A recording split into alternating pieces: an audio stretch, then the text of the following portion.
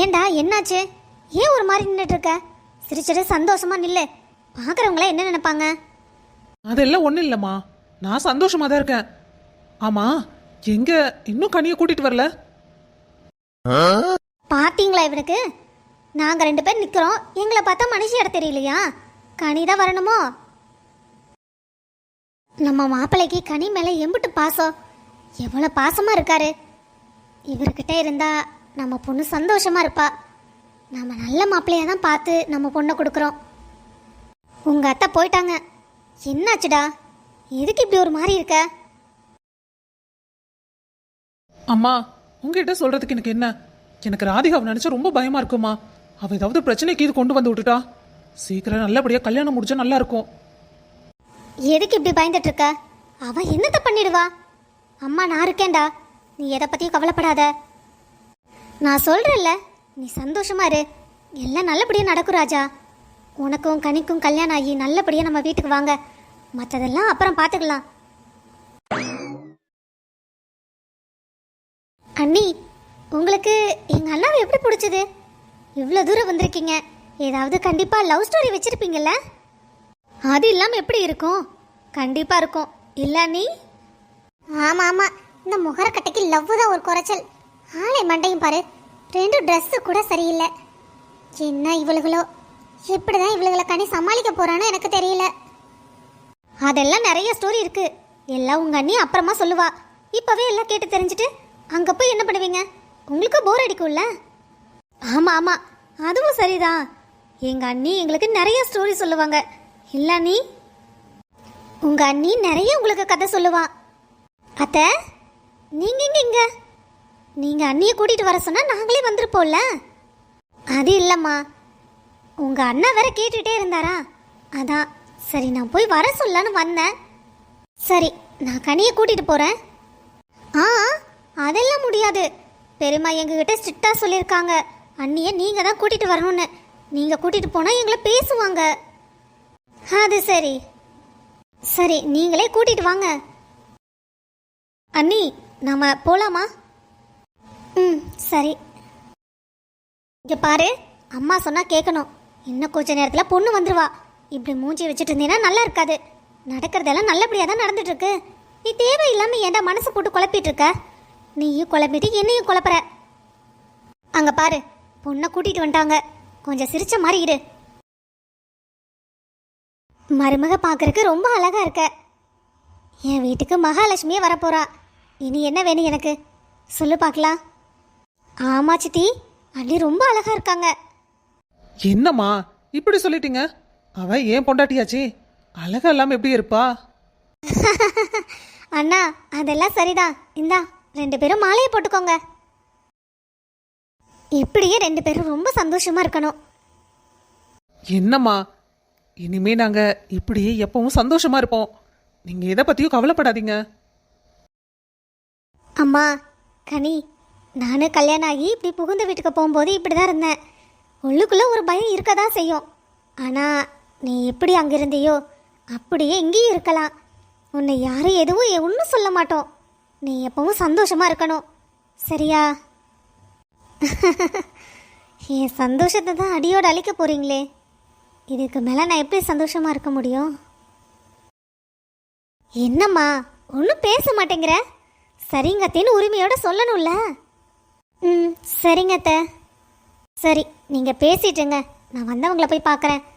நீங்கள் 2 பேரும் இங்கேயே இருந்து அண்ணி கூடயே இருங்க. அன்னைக்கு ஏதாவது வேணுன்னா கூட ஹெல்ப் பண்ணுங்க, சரியா?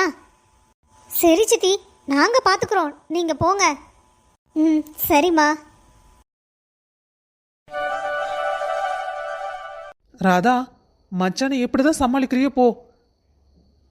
ஏன் ஏன் தம்பியை பார்த்து அப்படி சொல்கிறீங்க? என் தம்பியெல்லாம் சமாளிக்க வேண்டியதில்லை. அவன் என்ன உங்களை மாதிரியா? பாருடா, தம்பியை சொன்னோடனே அக்காவுக்கு கோவம் வருது. இனி உங்களால தனியால சமாளிக்க முடியாது சந்தோஷ். கூட்டத்துக்கு ஆளை சேர்த்துக்கோங்க, அப்பதான் இனிமே எல்லாத்தையும் சமாளிக்க முடியும். ஓஹோ, சார் எப்படி கூட்டத்தை வச்சுட்டு தான் என்ன சமாளிக்கிறீங்களோ? ஐயோ பிரியா, நான் அப்படியெல்லாம் சொல்லல. உன்னை எதுக்கு நான் சமாளிக்கணும்? நீ சொல்றதா நான் போட்டாட்ட கேட்குறேன்ல, அது மட்டும் இல்லை. நீ சொல்லி நான் ஏதாவது மாட்டேன்னு சொல்லியிருக்கேனா? நான் எப்போவுமே உங்ககிட்ட சரண்டர் ஆயிடுவேன்ல. சரிதான். சரி பிரியா, நீக்கு இது குருக்கு கூப்பிட்டியா? குரு என்ன சொல்றான்? சஞ்சய் கல்யாணத்துக்கு வரானா இல்லையா? அங்கிருந்து ஒருத்தரும் வரலைன்னா நல்லா இருக்காது. நான் தேனுக்கிட்ட தாங்க பேசினேன். சஞ்சய் தம்பி போகலான்னு எல்லாத்தையும் கன்வின்ஸ் பண்ணிட்டு இருக்காராம். இனி யார் வரா என்ன வரான்னு எனக்கு ஒன்றும் தெரியல. இல்லை யாருமே வரமாட்டாங்களான்னு எனக்கு தெரியல. யார் அது? அட, இதோ சஞ்சயே வந்துட்டான். சஞ்சய், எல்லாம் உள்ள போகாம இங்கே நின்னுக்கிட்டீங்க. இவனா? சஞ்சய் சார். ராதா, எப்படி இருக்கீங்க? நல்லா இருக்கேன் சார். நீங்கள் எப்படி இருக்கீங்க? நல்லா இருக்கேம்மா. உனக்கு கல்யாணம் ஆயிடுச்சுன்னு உன் ஃப்ரெண்டு சொன்னா. ஆமாம், உன் ஹஸ்பண்ட் எங்க? இவர் தான் சார், கிருஷ்ணா. இவனா? இவன் கூட பிறந்த தங்கச்சியே கண்ணு முன்னு தெரியாம அடிப்பான். இவன் எப்படி ராதாவை பார்த்துக்கிறான்னு தெரியலையே. ராதா முகத்தை பார்த்தா சந்தோஷமா இருக்க மாதிரி தான் இருக்கு. சந்தோஷமா இருந்தானா போதும். சஞ்சய், வீட்டில் இருந்து ஒருத்தர் வரலையா? இல்லை பிரியா, ஒருத்தரும் வரல. நான் தான் வந்தேன். அண்ணா அப்புறமா அம்மாவை கூட்டிகிட்டு வரேன்னு சொன்னான். அண்ணி அங்கே இருக்காங்கல்ல. நீ இன்னும் ஒரு வாரத்தில் பாப்பாவுக்கு பேர் வச்சு வீட்டுக்கு கூட்டிகிட்டு வரணும். அதனால அண்ணினால் வர முடியாது. அம்மாவை கண்டிப்பாக அண்ணன் கூட்டிகிட்டு வரேன்னு சொல்லியிருக்கான். சரி சஞ்சய், வா நம்ம உள்ளே போகலாம்.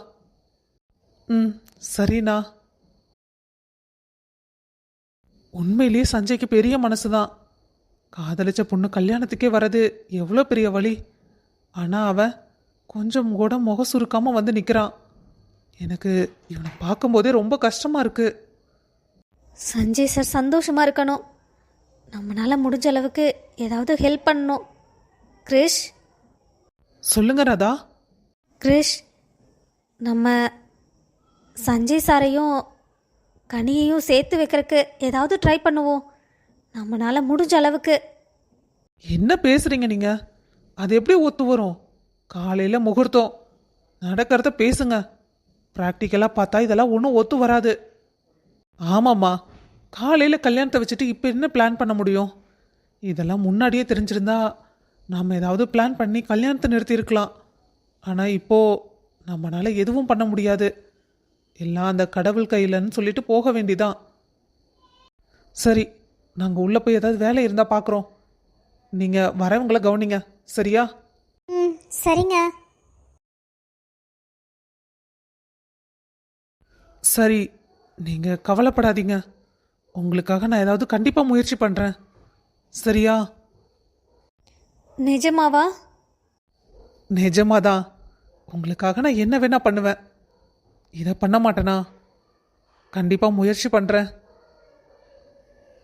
ஆனால் என்னால் முயற்சி மட்டும்தான் பண்ண முடியும். அதை நீங்கள் ஞாபகத்தில் வச்சுக்கோங்க.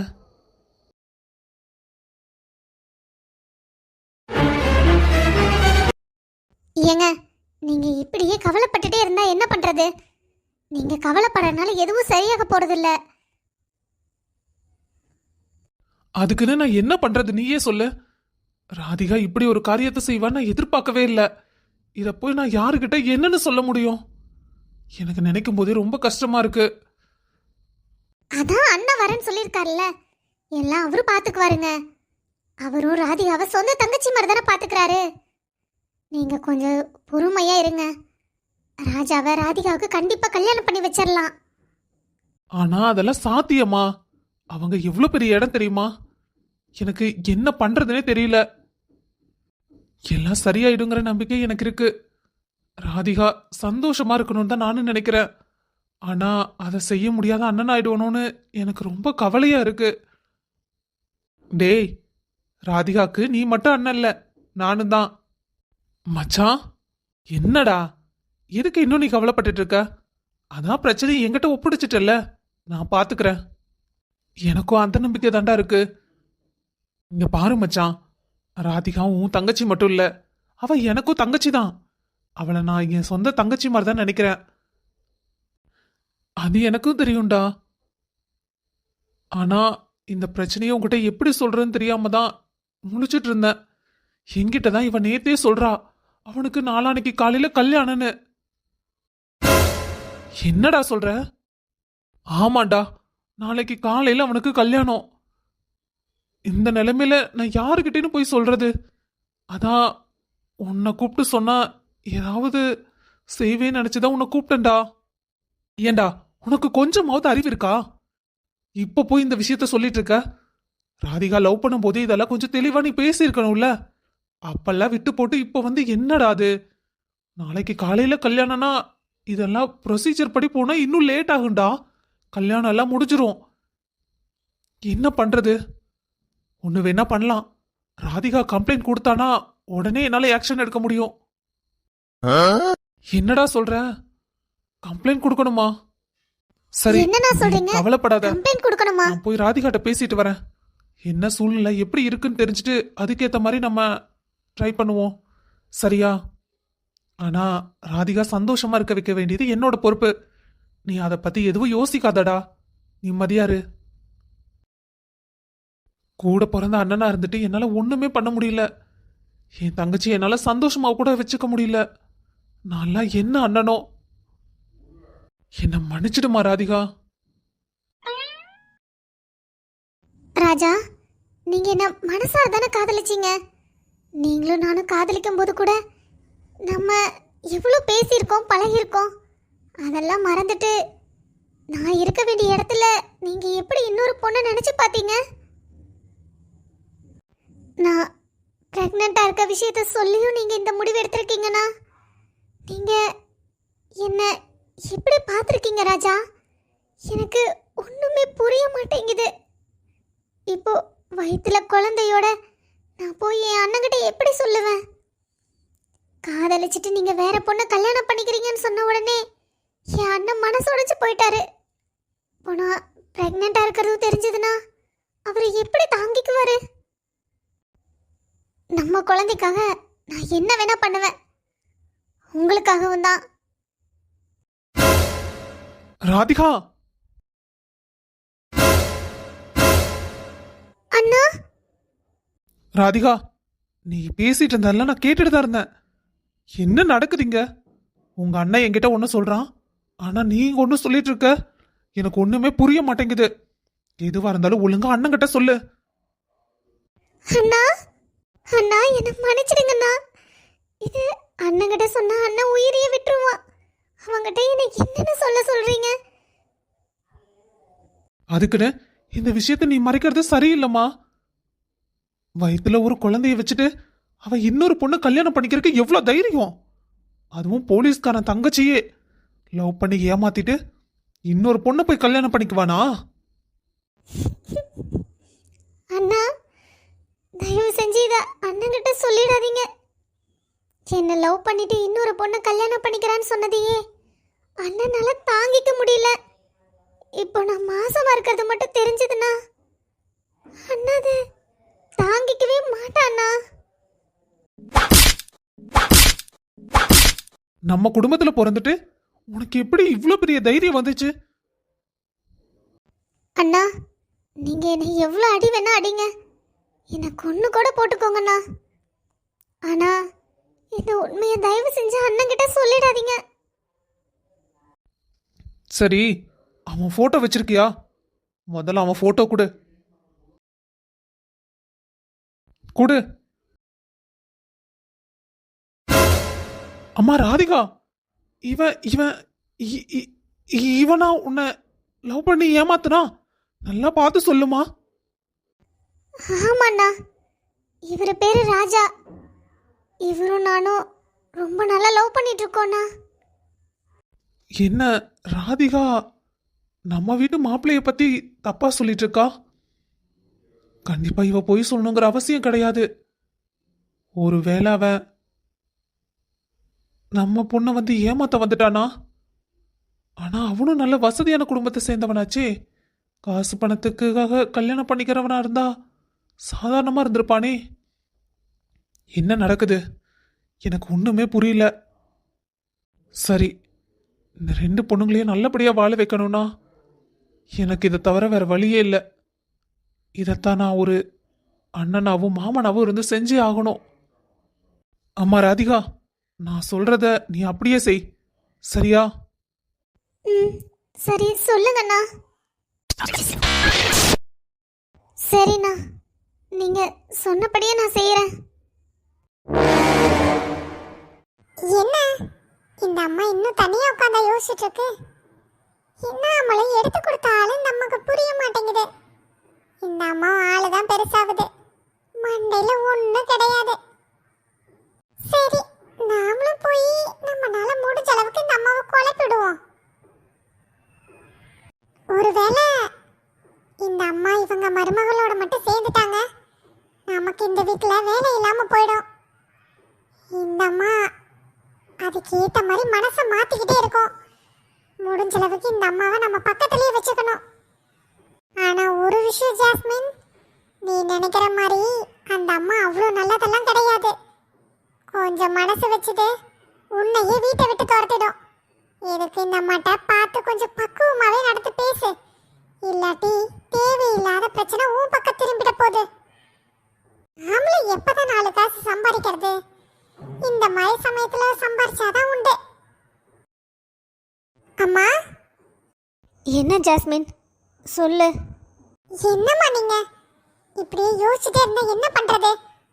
அதான் தம்பி அவங்க பொண்டாட்டி பேச்ச கேட்டுட்டு போயிட்டாங்க. நீங்க அதை பத்தி யோசிச்சுட்டு இருக்கீங்களா? நான் அதை பத்தி எல்லாம் யோசிக்கல. என் பையன் என்னை விட்டு எங்கேயும் போகல. ஆனா கிறிஷ் என்ன வேண்டான்னு ஏன் சொல்லிட்டு போனா? இதெல்லாம் யோசிக்கும் போது எனக்கு ரொம்ப தலைவலியா இருக்கு. அம்மா, நான் உன்னை சொன்னா நீங்க கேட்பீங்களா? என்ன ஜாஸ்மின் சொல்லு. இந்த வீட்டில் எனக்குன்னு ஆதரவாக இருக்க ஒரே ஆள் நீதான். நீ சொல்லியும் நான் கேட்காம இருப்பேனா? எதுவாக இருந்தாலும் பரவாயில்ல, சொல்லு. அம்மா, ராதாவை நீங்க மருமகளா ஏத்துக்கிட்டதா கிறிஸ் தம்பிட்ட சொல்லுங்க. என்ன பேசிட்டு இருக்க ஜாஸ்மின்? அவளை ஏன் மருமகளாவா? யாருமே இல்லாத ஒரு அனாதைய நான் எப்படி என் மருமகளை ஏற்றுக்க முடியும்? என் பையனுக்கு எவ்வளோ பெரிய வசதியான இடத்துல பார்க்கலாம் நினச்சிட்டு இருந்தேன் தெரியுமா? அத்தனையிலையும் மண்ணள்ளி போட்டு அவள் கூட்டிகிட்டு வந்துட்டா. ஆனால் அதுக்காக அவளையெல்லாம் என்னால் மருமகளை ஏற்றுக்கவே முடியாது. ஐயோ அம்மா, நான் சொல்கிறத நீங்கள் புரிஞ்சுக்கவே இல்லை. நீங்கள் கிறிஸ் தம்பிட்ட மட்டும் போய் சொல்லுங்க. அவரு முன்னாடி அவளை ஏற்றுக்கிற மாதிரியே இருங்க. இப்போ நீங்கள் தேவாவை எப்படி வச்சுருக்கீங்க? எல்லாத்துக்கு முன்னாடி நல்லா பார்த்துக்கிற மாதிரி தான் இருக்கு. ஆனால் அவங்களுக்கு உங்களை பிடிக்காது, உங்களுக்கும் அவங்கள பிடிக்காது. அது நம்மளுக்கு தானே தெரியும். இது தம்பிக்கும் சாருக்கும் தெரியுமா? சார் கூட அரசியல் புரசலா தெரிஞ்சிருக்கலாம். ஆனா தம்பி இப்ப வரைக்கும் உங்களை விட்டு கொடுத்ததே இல்லை. எல்லாத்தையும் யோசிச்சு பாருங்க. ஜாஸ்மின், நீ சொல்றது சரிதான். நல்ல யோசனையா தான் இருக்கு. இன்னையிலேருந்து உன் சம்பளம் நான் கூட தரேன். எனக்கு ரொம்ப சந்தோஷமா இருக்கு. நீ சொல்றதான் சரி. இதை தவிர வேற வழியும் கிடையாது. உனக்கு என்ன வேணுமோ என்கிட்ட கேளு, நான் கண்டிப்பா அதை உனக்கு செஞ்சு தரேன். ரொம்ப சந்தோஷமா இருக்கு.